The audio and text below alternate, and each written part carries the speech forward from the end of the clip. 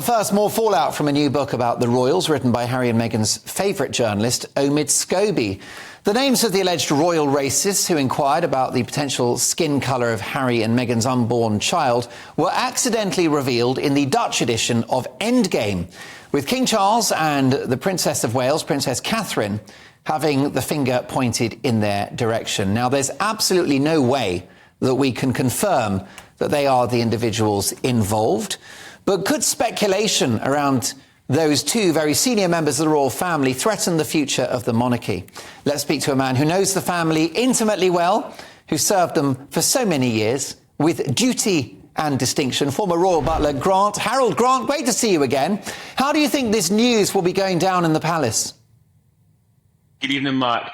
I'm sure there's a lot going on behind the scenes because this is quite serious. The palace will not take this lightly, and you can guarantee that behind closed doors there'll be discussions on how best to deal with this going forward, because they want to stamp this down now before it becomes a more serious incident.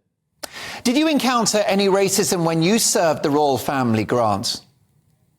Personally, no, not myself. But you know, this is what's sad, because the obviously the organisation, it's a big organisation.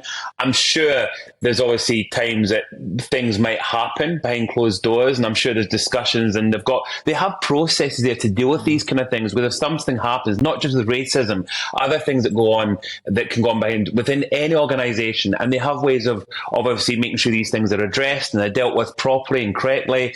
And of course, the palace will take this seriously. They will not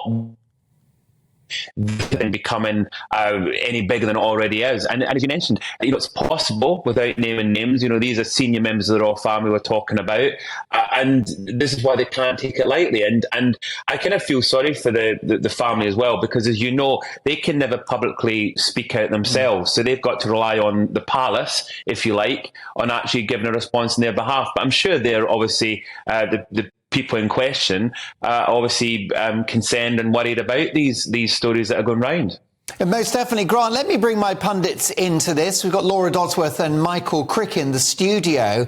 And Laura, let me ask you about the Princess of Wales, because these allegations might be particularly damaging for her, given her flawless reputation. This is a woman who so far hasn't put a foot wrong, has she? And she hasn't put a foot wrong in this either, because, you know, even if they speculated about what the baby would look like, this is what every single family does. When you're expecting a new baby in a family, all you talk about is what will it be like, what will it look like, whose eyes will it have. There's nothing different about this. And to be honest, I'd have thought in mixed-race families that people discuss what the skin tone will be like. This isn't a question of race. It's not racism. It's not bias. It's just normal family enthusiasm for talking about what a baby will look like. This is tittle-tattle. It's a non-story, and it's not going to be of any consequence at all. Well, is it a non-story? Michael Crick, you know about a scoop. Do you think that this has legs?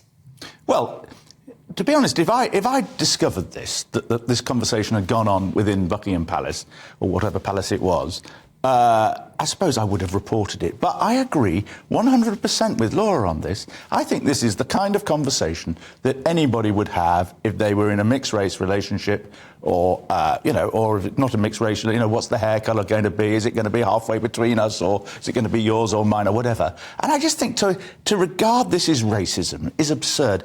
And I'd go further than that. I mean, you know, I've had... I'm not a great monarchist, but I do think, actually, the modern royal family are pretty liberal, actually, and they've seen this on all sorts of other issues. Now, in the days of the Queen Mother, this might have been more, more likely that she did have very old-fashioned views, put it that way. Whereas Charles and William and Catherine and so on, Kate and so on, are liberal types, like their generation. Yeah. And I think to go on about them being racist is just...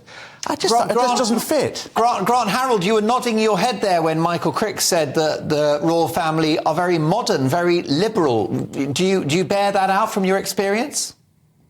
I agree with what everyone's saying. Absolutely. I mean, they are a modern family, and it's. Can I say? I also agree. This is what I've been thinking. These discussions, I kind of thought they're not really racism, are they? Because as you've mentioned, that when you have a child, I mean, my friends when they have a baby, or there's always discussions about what the child might look like, and I'm sure these are discussions that their all family have, like any other family. They are a down to earth, normal family at the end of the day. This is what I think people sometimes forget, which is sad, because they are like the rest of us. They have the same feelings that we all have. Yes, I've got no doubt that when Michael Crick fathered his first child, they were hoping that it would benefit from his rather handsome jawline. That's the whole point. You care what the kid's going to look like. And by the way, the royal family welcomed Meghan Markle with open arms when she arrived in the palace. Listen, quick one before you go, Grant. Lovely to see you again. Is King Charles playing games at COP28? Because he was wearing a tie that had Greek flags on it. Is that him taking sides in regard to the Elgin marbles and whether they should go back to Greece? Can I say His Majesty is a very diplomatic king, and I'd like to think that it was possibly just a mistake when he put those colours together, but you never know. As I say, he's very diplomatic. He's not a silly man. No, there you go. Listen, Grant, great to have you on the show. We look forward to catching up soon. Grant Harrold there, former Royal Butler, of course, and broadcaster now, and an expert in etiquette and many other things. Fantastic stuff. OK, folks, lots more to come. Michael, you're waving your hand. You've got something to say. I'm just saying, there's another example of his... You realise the show's got a format, don't you?